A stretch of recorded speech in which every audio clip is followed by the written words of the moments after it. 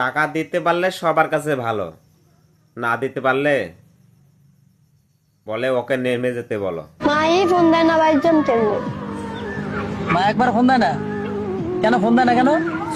বিয়ের আগে কত কিছু করতো, মা কত ফোন দিত, টাকা পাঠাইতাম কামের থেকে কাম করে, তখন মার কাছে ভালো ছিলাম। এখন বিয়ে হয়ে যাওয়ার পর থেকে এখন মায় খবরও নেয় না, খোঁজও নেয় না, কেমন আছি কি খাই।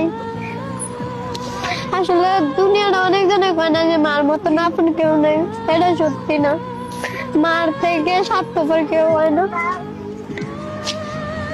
আগে কাম করে খাওয়াইলে মারা মিনিটে মিনিটে ফোন দিত, টাকা পাঠাইলে মায়ের রান্না করে খাইতো।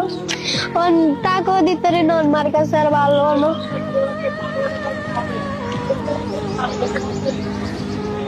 খালি মায়ের কথা মনে পড়ে। দেখেন দর্শক, কেমনে করে মেয়েটা ঘুমরে ঘুমরে কাঁদছে, আর চোখের পানি দেখেন কিভাবে পড়তেছে। তোমার তোমার